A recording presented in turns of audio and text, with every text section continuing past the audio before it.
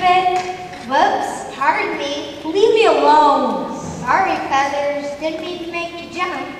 Not that there's anything wrong with jumping, of course. It kind of runs in the family.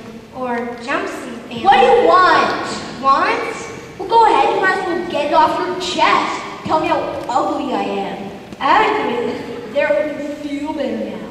Whoa, whoa, whoa, whoa, whoa. Hang on a minute. Do you mind if I hop off and come back on again? I mean, how worth yourself, Feathers? Who am I to call you ugly? Look at me. There, see? I mean, connect the dots here. We're talking ugly. They don't come more aesthetically challenged to me. I know what your trouble is. You've been preening yourself too much. What do you mean? You've got down in the mouth. Oh, I'm getting nothing here, nothing. Come on, give us a smile. I want to be left alone. Now that's just downright antisocial. Hang on, I've got a human in my throat. Oh well, I know how you feel, and you mustn't let that depress you. I started out as a blob of jelly. It's been downhill ever since. I just say to myself, I'm just a beautiful princess in Hog's clothing, and one day someone's going to come along and kiss me and release my inner beauty. And then I say to myself, nah, who wants to snark a frog? You know what our trouble is? No, our image isn't in vogue. It's a question of taste. If you mark my words one day, ugly will be in.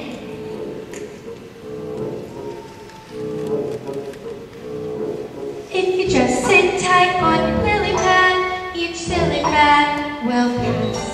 Then those who sport each season's look will put on their ask your mother what it's called. Fashion is a fickle thing.